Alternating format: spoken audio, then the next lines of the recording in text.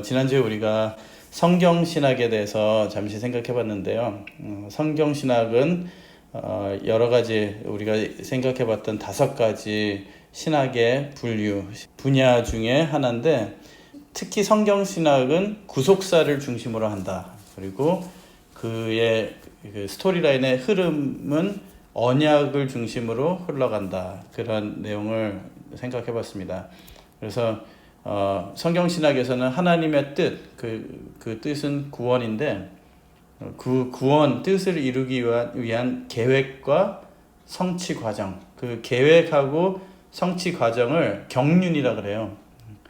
그게 어떻게 이루어지는지, 그걸 구약에서도 또 신약, 그리고 성경 전체에 어떻게 전개되는 그 스토리를 우리가 드라마를 볼 때처럼 이렇게 에피소드씩, 그러나 에피소드마다 연결되는 고리가 있듯이 성경 사건이 다 하나님의 언약으로 연결되고, 그게 지금 내가 사는 이 시대에도, 내 삶에도 어떻게 이어지고 있다는 것을 체험하게 하는 그 분야가 그 성경 신학이에요.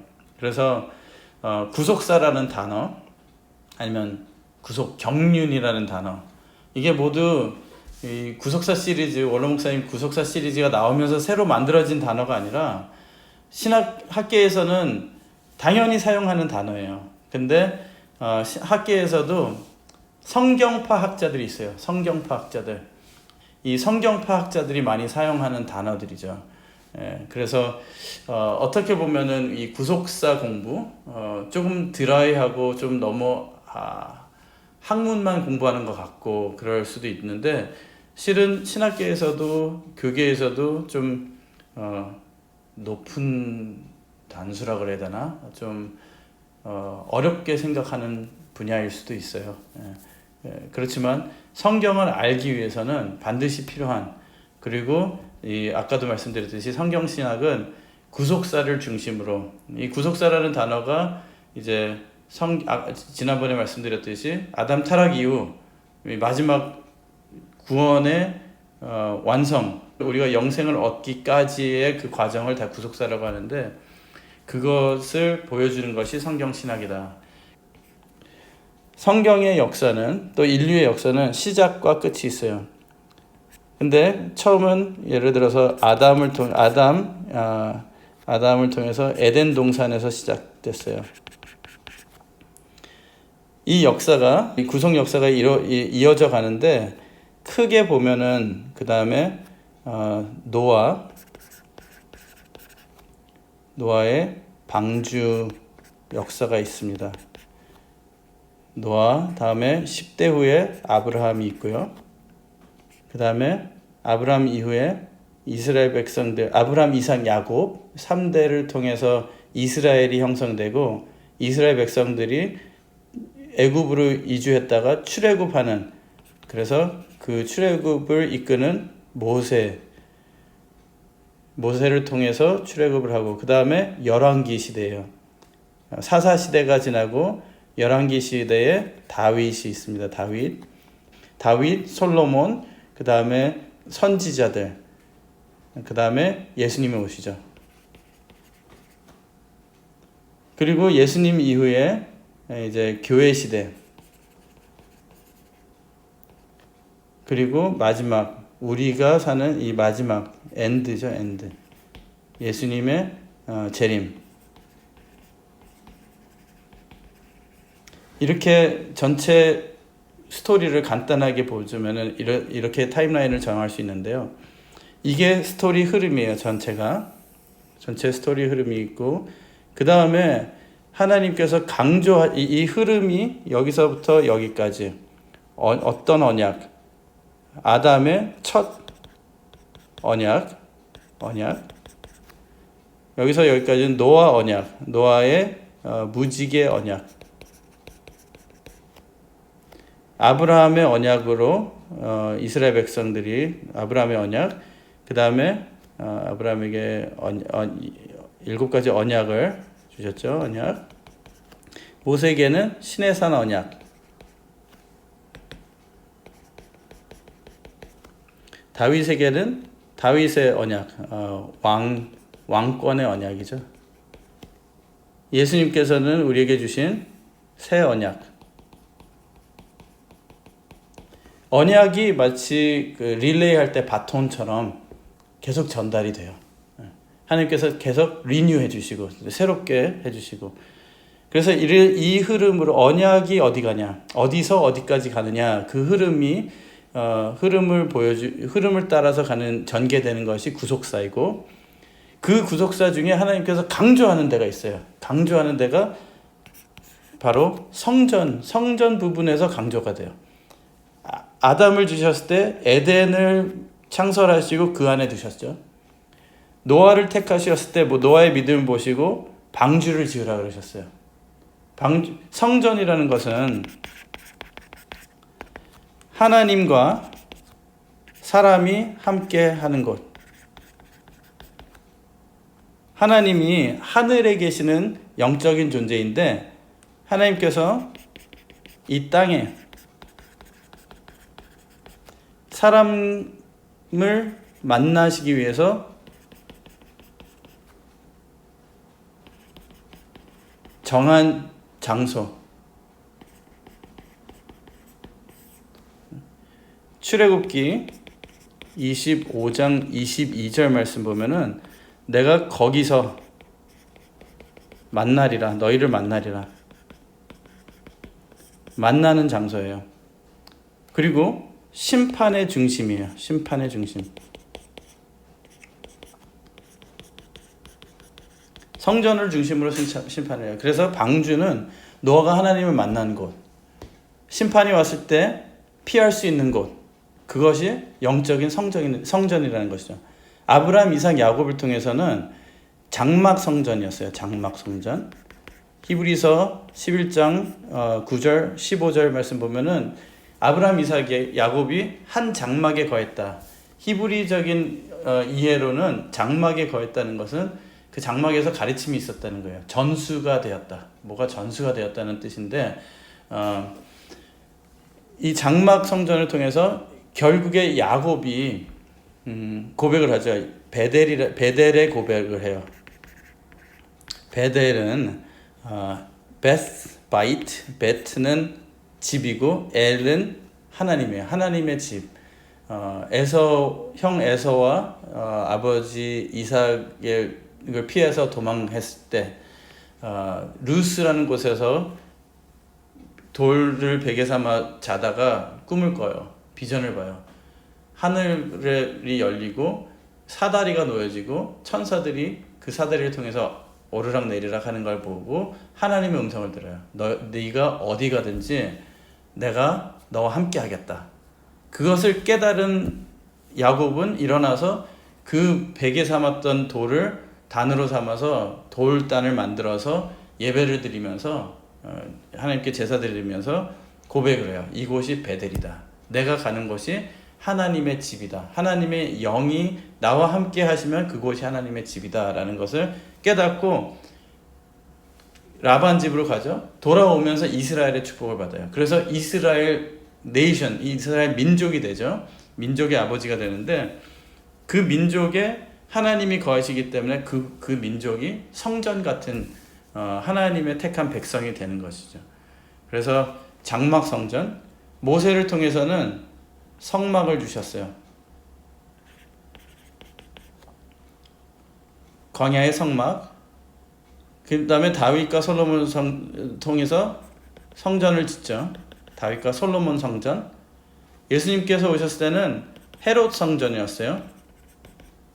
그런데 예수님께서 그 헤롯 성전 보고 무너뜨려라.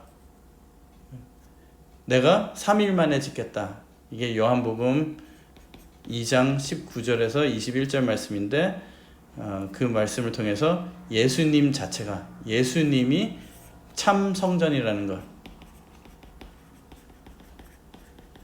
그것을 알려주시고, 마지막 때 마지막 때 성도들에게 주시는 마지막 성전은 새 예루살렘 성전을 주시는 거예요. 그러니까 시대의 흐름이 있고 언약을 받은 자에게는 성전의 축복을 주셔요. 그리고 이게 전개되면서 이 이야기들이 이렇게 이 스토리가 전개가 되면서 여기에 비중을 두시는 게 구속사 사건들이에요. 여기서 미니 구속사들이 펼쳐져요. 예를 들어서 출애굽기에 보면은 출애굽하는 사건이 미니 구속사예요. 그 자체가 구속사라는 거죠.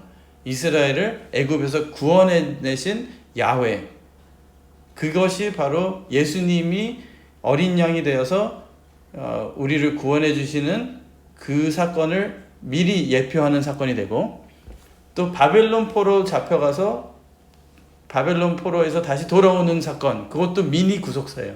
조그맣게 이렇게 보여주시는 게 아브라함의 삶도 미니 구속사고, 모세의 광야 사건도 미니 구속사고, 또 바벨론 사건은 특히 이 마지막 때 요한계시록에 우리가 바벨론에 대해서 요한계시록에 말씀하고 있어요. 모든 성도들이 바벨론의 그 타락한 창녀가 있죠. 그 바벨론의 고난 속에서 벗어나는 사건을 마지막 구원의 사건으로 비유해서 보여주시는데, 이런 미니 사건들이 있어요. 그럼 이런 것을 보면서 우리가 생각해 볼 수가 있는 게, 그럼 구속사는 어떻게 이제 구속사에서 어떻게 전개가 되는가, 성경은 어떻게 구속사를 소개를 하고 있는가. 먼저 이사야 46장 9절 10절을 읽어보겠습니다. 이사야서 46장 9절 10절 말씀.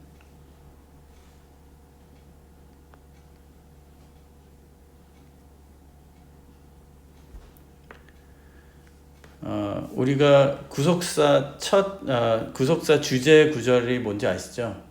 신명기 32장 7절 말씀. 그거 먼저 읽고 이거 읽을게요. 신명기 32장 7절 말씀.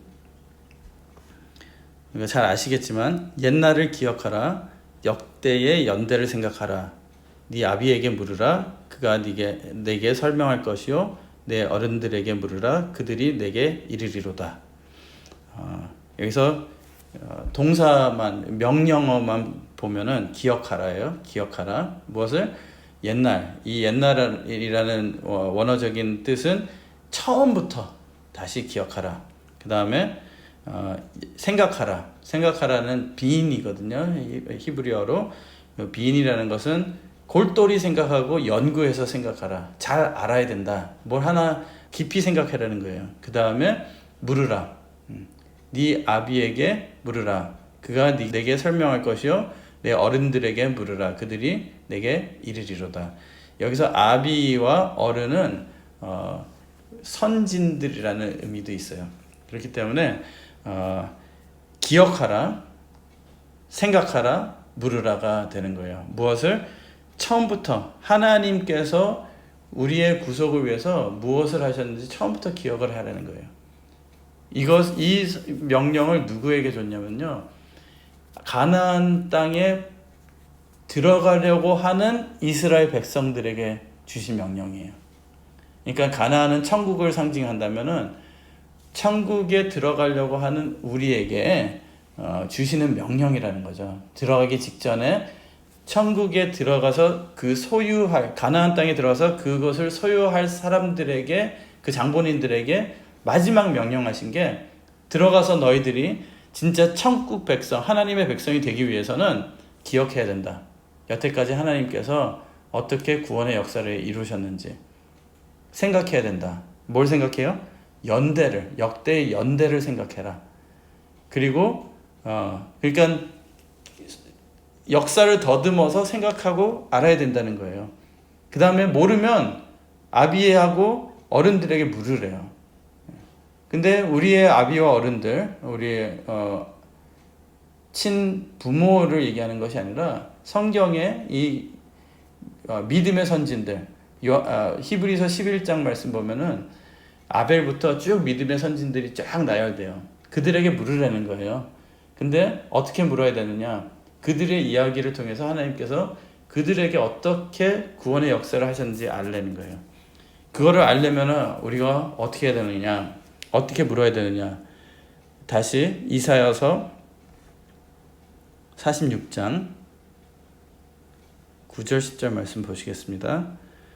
이사야서 46장 9절 10절. 너희는 옛적 일을 기억하라. 여기 또 다시 기억하라는 말을, 옛날을 기억하라는 말 나오잖아요. 어떻게? 나는 하나님이라. 나 외에 다른 이가 없느니라. 나는 하나님이라. 나 같은 이가 없느니라. 누굴 기억하라는 거예요?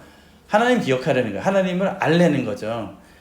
그리고 말씀하시는 게 10절에 내가 종말을 처음부터 고하여 아직 이루지 아니한 일을 옛적부터 보이고 이르기를 나의 모략이 설 것이니 내가 나의 모든 기뻐하는 것을 이루리라 하였노라. 그러니까 종말을 처음부터 고했으니까 처음부터 보면 된다는 거예요.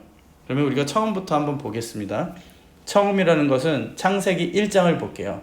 창세기 1장에 무슨 사건이 있죠? 창세기 1장에 창조의 사건이 있죠. 창조의 사건. 그럼 창조의 사건을 보겠습니다. 하나님께서 분명히 종말을 처음부터 고했다고 그랬어요. 그러면 창세기 1장에도 종말이 들어있다는 거예요. 전체가, 구속사 전체가. 창세기 1장의 첫날, 첫째 날에 창조를 하시죠. 뭘 창조하시죠? 빛을 창조하시고 빛과 어둠을 나누셔요. 둘째 날에는 궁창을 창조하시고 윗물과 아랫물을 나누십니다. 셋째 날에는 물을 옮기셔서 땅과 육지와 바다를 나누셔요. 넷째 날에는 반복이에요. 여기 빛과 어둠을 창조하신 그곳에 넷째 날에는 그 빛과 어둠을 상징할 수 있는, 대표할 수 있는 해와 달과 별을 두십니다. 여기서 잠깐 생각해 볼 것은 이 빛은 그러면 햇빛은 아니겠죠. 빛이 먼저 있었으니까. 그죠? 햇빛은 아니고 빛이 먼저 있었고 이 빛은 원래 있는 빛, 예수님이 빛이고 예수님의 말씀이 빛이라 그랬어요. 원래 있는 빛인데 그 빛을 대표하기 위해서 해, 달, 별을 만드시고 해는 빛을 주관, 달은 어둠을 주관할 수 있게 하게 만드셨어요. 다섯째 날에는 여기 궁창이 하늘 같은 거죠. 윗물과 아랫물이 있는데 이제 다섯째 날에는 하늘에 나는 새와 바다의 물속에 있는 물고기, 그리고 여섯째 날에는 땅에 기어다니는 짐승과 사람을 지으십니다. 베드로후서 3장 8절 말씀에 사랑하는 자들아 주께는 하루가 천년 같고 천년이 하루 같은 이 한 가지를 잊지 마라. 하루가 천년 같고 천년이 하루 같대요. 빛과 어둠, 이 말씀을 통해서 앞으로 있을 구속 역사, 구속사를 미리 예표하시는 내용이 돼요. 빛과 어둠은 처음에 빛의 말씀을 받은 자들, 예수님께서 분명히 이 땅에 오셨을 때 요한복음 1장에 말씀이 태초에 말씀이 계시니라, 이 말씀이 하나님과 함께 계셨으니 이 말씀이 곧 하나님이시니라. 그가 태초에 하나님과 함께 계셨고 만물이 그로 말미암아 지은 바 되었으니, 그 다음에 4절에 그 안에 생명이 있었으니 이 생명들은 사람들의 빛이라 그랬어요. 근데 5절에 빛이 어둠에 비치되 어둠이 깨닫지 못하더라. 무슨 말일까요?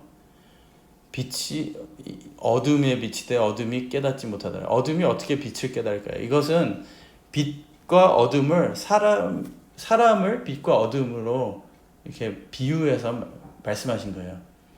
예수님께서 빛이시고 어둠은 그 말씀을 깨닫지 못하는 사람들을 빗대서 말씀하신 건데, 그 사람들이 예수님이 빛인데 빛이 오셨는데 사람들이 깨닫지 못하더라. 어둠이 뭐 이 자연 현상의 어둠은 깨달을 수 있는 그 두뇌가 없어요. 그죠? 사고를 할 수 있는 게 아니기 때문에, 그렇기 때문에 사람들을 비치고 어둠으로 말씀하고 있는데, 첫 그 말씀을 받은 사람이 바로 아담이에요. 아담을 지으셨는데 어둠이 그래도 그대로 있었더라는 거죠. 죄악이 있었어요.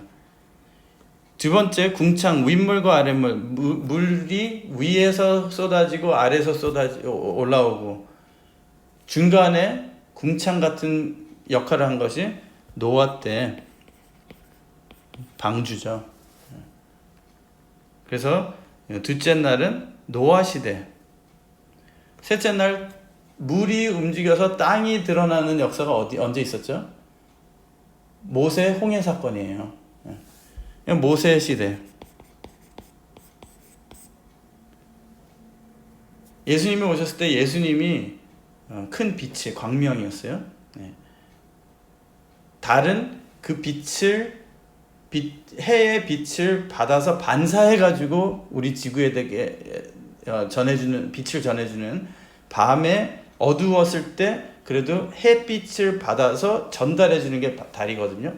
그래서 세례 요한 같은 사람들, 선지자 같은 사람들, 빛을 발광할 수 있는 발광체는 아니지만 빛을 받아서 전달해주는, 예수님이 오실 것을 미리 계시를 받아서 전달해주던 선지자들, 세례 요한 등등. 그래서 네 번째 이때는 보이는, 여기서 빛이 원래 있었지만 보이지 않았어요. 보이는 빛이 아니에요. 그렇죠? 그런데 보이는 모습으로 내가 빛을 전하는 자다, 빛을 주는 자다라고 하면서 오신 분이, 보이게 오신 분이 예수님이라는 거죠. 그래서 시대마다 참 희한하게 예수님께서 4,000년 후에, 창세기 1장부터 4,000년 후에 예수님께서 이 땅에 오셨어요. 새 물고기, 다 성령 시대를 말씀하고 있습니다. 성령 시대, 곧 교회 시대. 이 짐승, 사람, 마지막 요한계시록 보면은요, 짐승과 사람의 싸움이에요. 그래서 성경 전체를 미리 말씀하신 내용이 여기 있는데, 희한하게 보면요, 아담에서 노아까지, 노아에서 아브라함까지, 아브라함에서 모세까지, 이 흐름이랑 여기 아담에서 노아에서 모세, 또 그것을 반복하는 이 역사를 또 다시 신약에서 반복하는 역사를 볼 수가 있어요. 이게 바로 구속사의 틀인데, 이것을 간략하게 우리에게 알려주는 것이 이 족보라는 것이죠. 족보가 이것을 다, 아까 신명기 32장 7절에 역대 연대를 생각하라고 그러고, 또 아비에게 물으라 그랬어요. 연대가 나오고, 또 아비들, 선진들, 믿음의 선진들이 포함된 게 바로 족보라는 거예요. 족보는 모든 이 많은 스토리를 축약해가지고 짧게 우리에게 전달할 수 있는 통로인데, 이 모든 내용을 족보로 다 간단하게 표현을 하고 있어요. 아담부터 노아는 창세기 5장 족보죠. 노아부터 아브라함은 창세기 11장 족보예요. 그 다음에 아브라함부터 예수님까지는 마태복음 1장, 누가복음 3장 족보에 포함되어 있어요. 족보 하면은 창세기 5장 족보인데요. 창세기 5장 족보의 내용을 생각해 보기 전에 이스라엘 백성들, 그 당시 예수님 당시 또 구약 시대 때 이스라엘 백성들 히브리적인 족보에 대한 개념, understanding, 이해, 그거에 대해서 잠시 설명을 할게요. 히브리어 언어는 첫째로는 conventional meaning이라고 그래요. conventional. 그냥 사전 의미예요. 뜻이 있고 우리가 아는. 그 다음에 두 번째는 pictographical.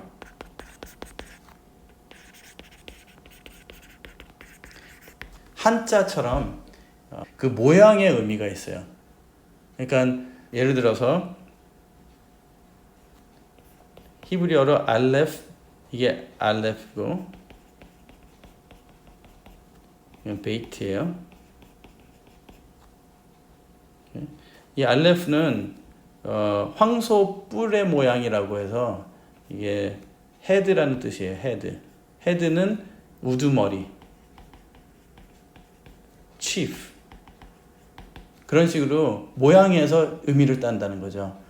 이 베이트는 집이에요. 그 당시에는 텐트였잖아요. 장막이었잖아요. 그래서 장막에 뭐예요? 장막. 그래서 집 또는 가정이라는 뜻을 가지고 있어요. 그래서 이 알레프하고 베이트가 합쳐지면은 이 의미가 뭘까요? 재밌어요. 이거 히브리어 하다 보면. 집의 우두머리가 누구예요? 집의 우두머리. 이거 알레프 베트 하면은 이게 아부예요. 아부. 아버지라는 뜻이에요. 아버지.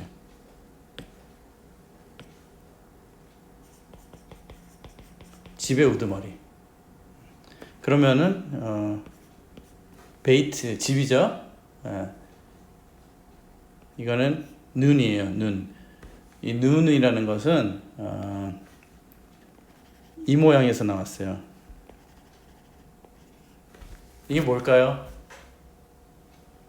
C의 C. 정자. 모양에서 나온 게 이 눈이에요. 그러면은 집에 C면 누굴까요? 이 벤이라는 뜻이, 이거 벤이라고 읽거든요. 아들이에요, 아들. 그 가정의 C다. 이런 식으로 모양에서 나오는 의미가 있어요. 그리고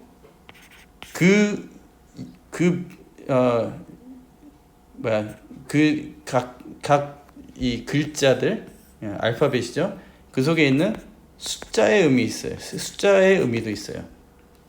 그리고 네 번째로는 역사적인 그리고 문화적인 의미가 있습니다. 또 한 가지 예를 들어서 우리가 생각해 볼게요. 아담이라는 이름에 그들은 우리 한국 문화도 그렇고 동양 문화에서도 그렇듯이 이름의 의미를 많이 두는데 이름에 구속사적인 의미들이 많다는 거죠. 예를 들어서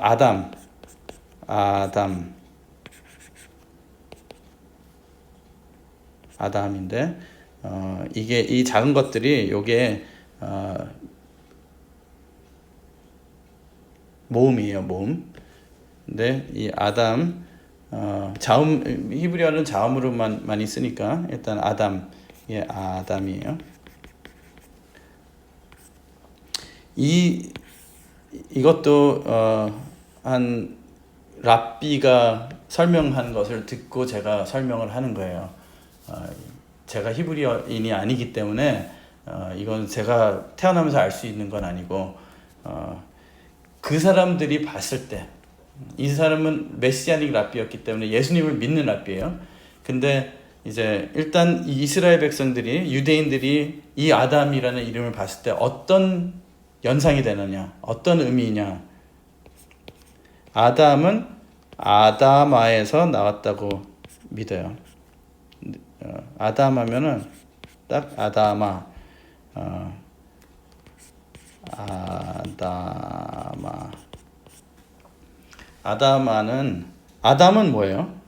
아담은 사람이에요. 아다마는 흙이에요, 흙. 그러니까 하나님께서 흙에서 사람을 지으셨잖아요. 그러니까 언어에도 그게 들어있는 거예요. 흙에서 사람을 지으신 아담. 근데 아담에서 담이 나왔어요.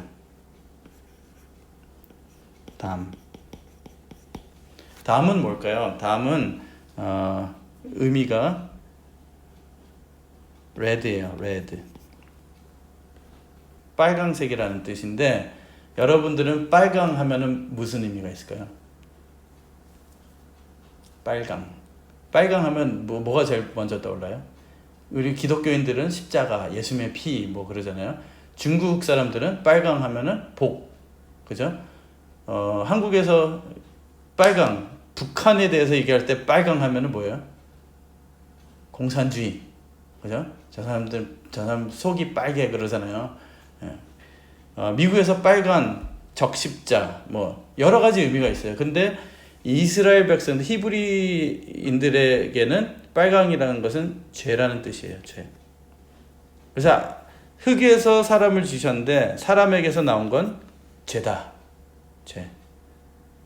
근데 이 빨강이라는 게, 이 다음이라는 게 피라는 뜻도 있어요. 피를 흘렸다. 예수님께서 제2의 아담이었다. 첫째 아담, 둘째 아담이잖아요. 그래서 이 예수님 아담은 둘째 아담에서는 또 담이 나왔죠. 담. 피예요.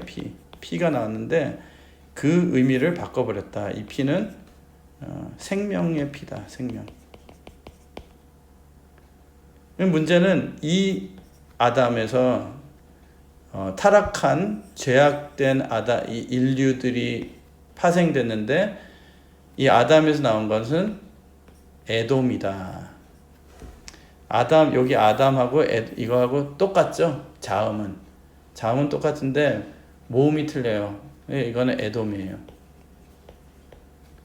에돔은 에서의 후예.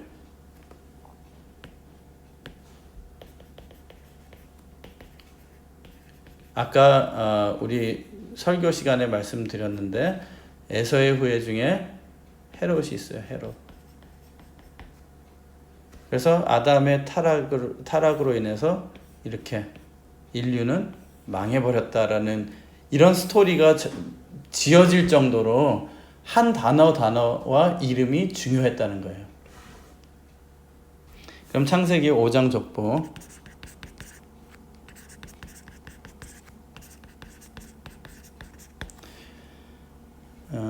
창세기 5장 족보를 통해서 이름들과 연대수를 통해서 어떤 메시지를 전하시는가. 이거는 아담부터 노아까지의 족보예요. 아담부터 노아 사이. 그러니까 요거 가지고 아까 창세기 1장 첫째 날부터 여섯째 날, 그 다음에 일곱째 날 안식을 통해서 전체 구속사를 예언하셨듯이 이 족보 10대를 통해서도 전체 구속사를 또 예언을 하세요. 이런 식으로 계속 미리 예언을 하시고 보여주시고 알려주신다는 거죠. 그러면 생각해 보겠습니다. 아담, 셋, 에노스, 게난, 마할랄렐, 야렛, 에녹, 무두셀라, 라멕, 노아.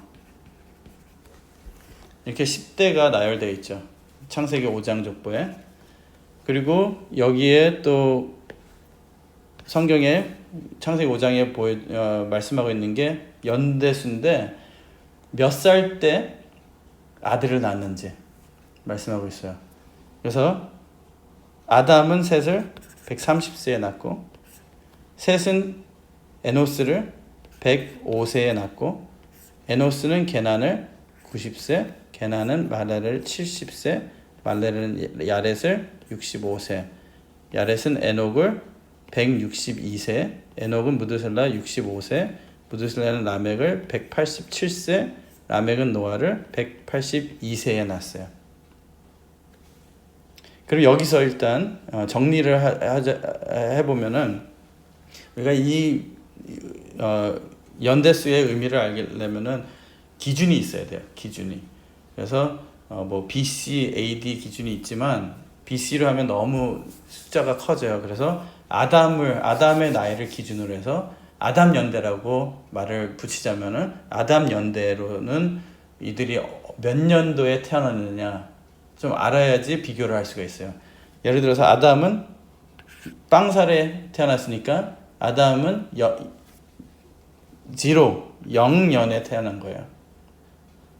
셋은 몇 년에 태어났을까요? 아담 년도 130년에 태어났죠. 왜냐면 아담이 130세에 셋을 낳았으니까. 그럼 에노스는 몇 년에 태어났어요?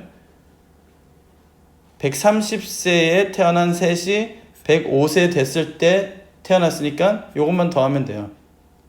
그러면은 235년에 에노스가 태어난 거예요. 이해되세요? 이 계산 이해되세요? 그럼 게난은 몇 년도에 태어났을까요? 이거 플러스 하면은 325년. 예? 마할랄렐은 395. 야렛은 460. 에녹은 622. 제가 암산이 빠르지 않기 때문에 미리미리 도와주셔도 됩니다. 예. 그 다음에 무드셀라는 687년. 여기 더하는 거예요. 그 다음에 지금부터 어려워져요. 천 단위로 가기 때문에. 라멕은 천 단위 안 가는구나. 874년. 그 다음에 노아는 1056년에 태어났어요. 아담 연도예요. 아담 연도. 그리고 다시 또 성경에서 주는 말씀하고 있는 것이 그들의 죽을 때의 나이, 사망 나이. 몇 년을 살았냐? 아담은 930년을 살았어요. 셋은 912년, 에노스는 905년, 게난은 910년, 마할레르는 895년, 야렛은 962년, 에녹은 365세에 죽지 않고 변화를 받아 하늘로 올라갔죠. 그 다음에 무드셀라는 가장 오래 살았죠. 969년. 라멕은 가장 럭키하게 살았어요. 777. 그 다음에 노아는 950년을 살았어요. 그러면 또 다시 계산을 해볼 수 있습니다. 태어난 연도수를 알기 때문에 몇 년에 죽었느냐 여기 더하면 돼요. 그러면은 아담 연도 930년에 죽었다. 셋은 여기 더하면 돼요. 1042년에 죽었다. 에노스는 1140년, 게난은 1235년. 여기 더하면은 0, 8, 1, 2.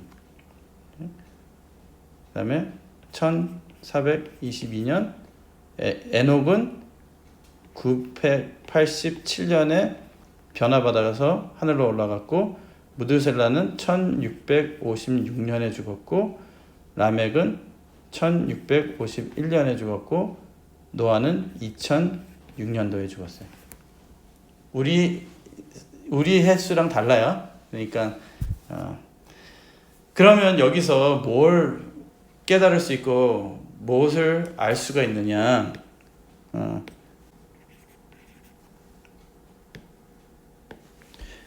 감사합니다.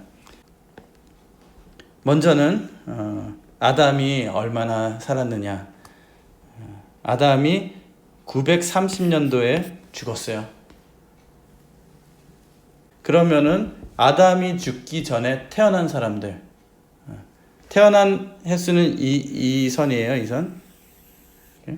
태어난 아담 죽기 전에 태어난 사람들은 셋은 130년에 태어났으니까 930년 아담 죽은 해 전에 태어났어요. 에노스, 게난, 마할랄렐, 야렛, 에녹, 무드살라, 라멕도 아담 죽기 전에 태어났다는 거죠. 노아는 아담 죽기 전에 태어나지 않았어요. 아담 죽은 이후에요. 그러면은 노아 말고는 라멕까지는 다 어디서 태어났는지 모르지만 아마도 그 당시에 너무 멀리 퍼져서 살지는 않았을 거라고 생각하면은 다 아담을 만날 수 있었을 거다라는 거예요. 그러면은 라멕이 874년에 태어났으면은, 그리고 아담이 930년에 태어났으면은, 죽었으면 마이너스 874 하면은 56년. 라멕이 56세에 아담이 죽었다. 그게 무슨 의미인가? 무슨 의미냐? 우리가 먼저 창세기 5장 28절 말씀을 보시겠습니다. 창세기 5장 28절 말씀.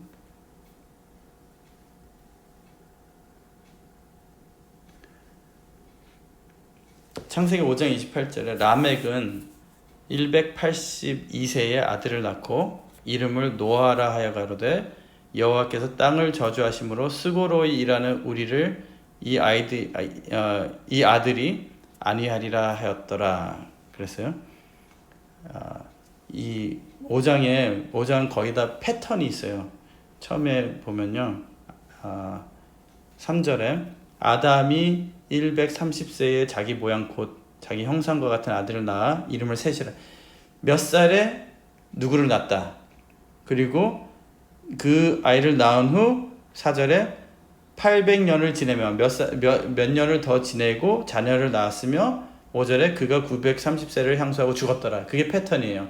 몇 살에 누구를 낳고 몇 년을 더 살고 죽었더라. 몇 살에 죽었더라.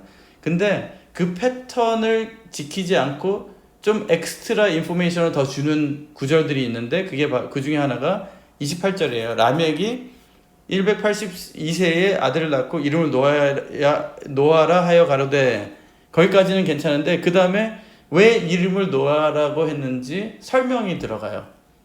그러면 이렇게 좀 패턴이 있다가 잠시 패턴을 지키지 않고 다른 내용을 얘기할 때는 여기에 집중해라는 말이에요.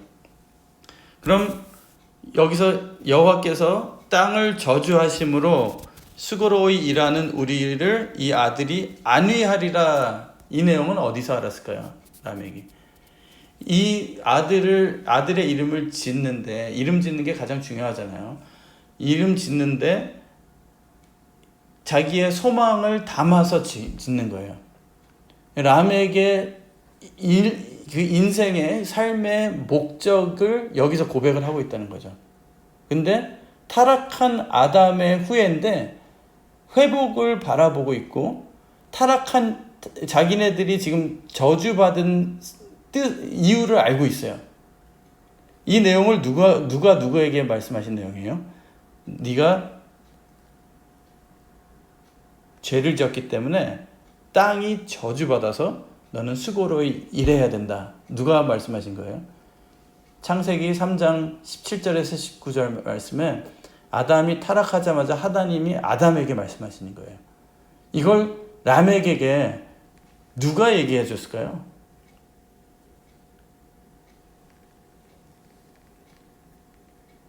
이것을 봤을 때 분명히 아담이 라멕이 태어났을 때 살아 있었어요. 그렇기 때문에 아담이 회개하고 자녀들에게 이 내용을 전달을 했다는 증거예요.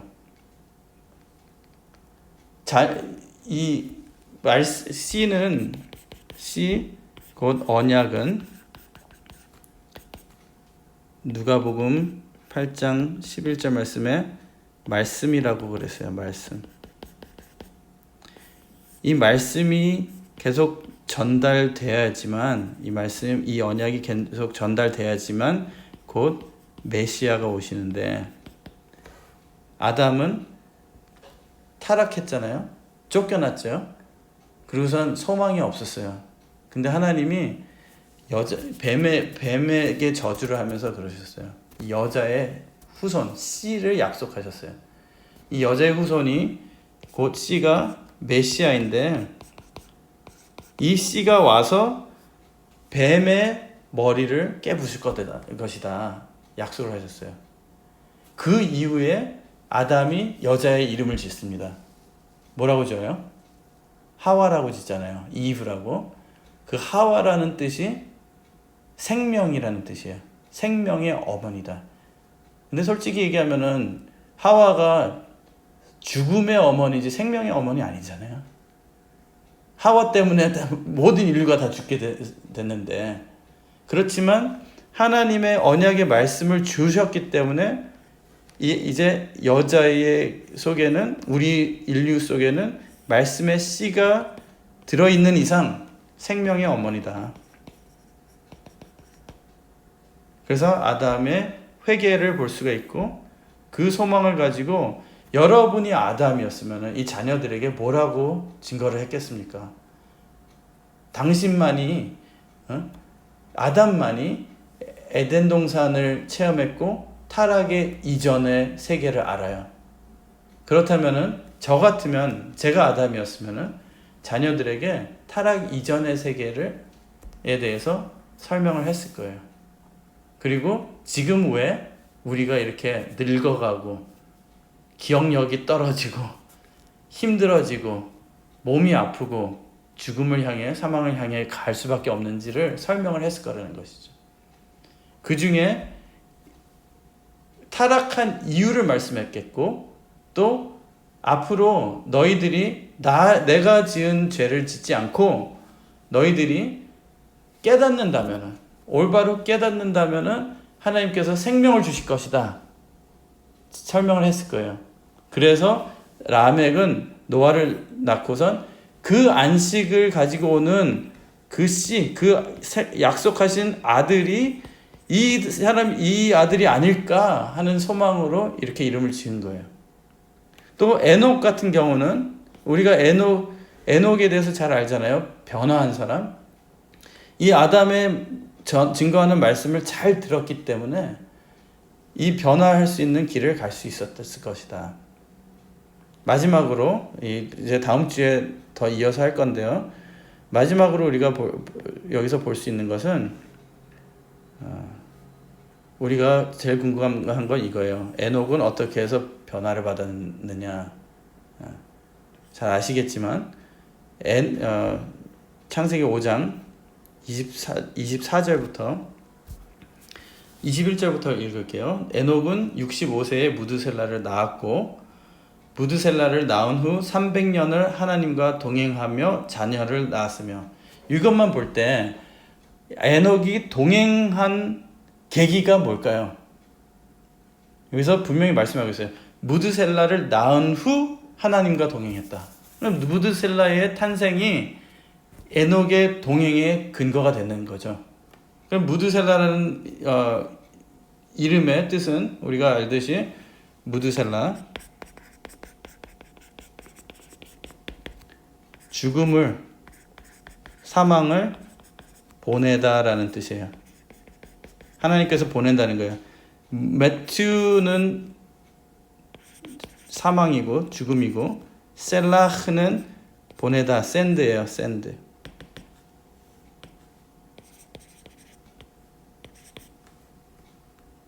근데 그 당시에 이 이름은 흔했어요. 왜냐면은 수호신의 이름이었거든요. 뜻은 이 사람이 또는 이 신이, 이가 죽으면 심판이 온다는 거예요. 끝이 온다.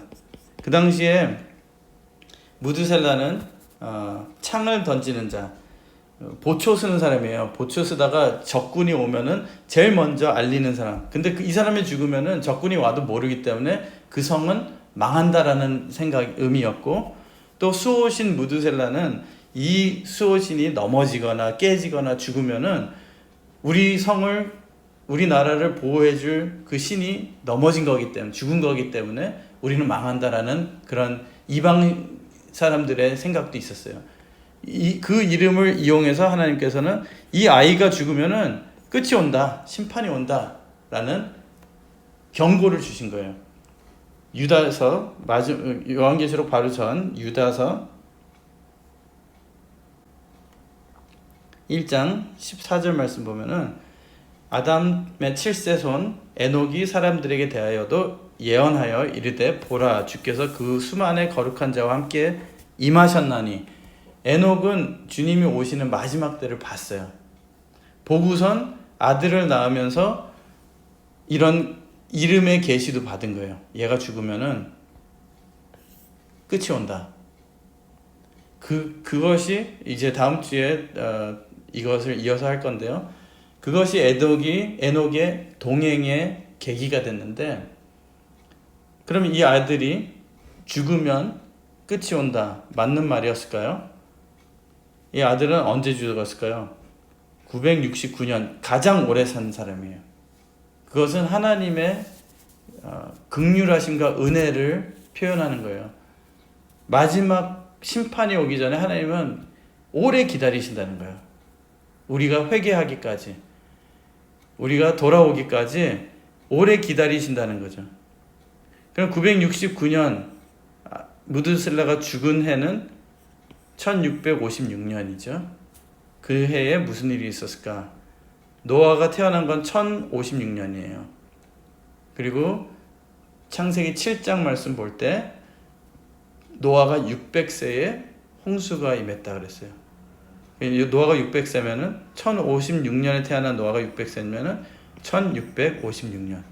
그래서 이 연대수가 성경이 진짜 하나님의 살아계신 하나님의 말씀 그대로다라는 거죠. 여기서 우리가 좀 더 생각해 볼 내용들이 있는데 그것은 다음 주에 더 이어서 하겠습니다.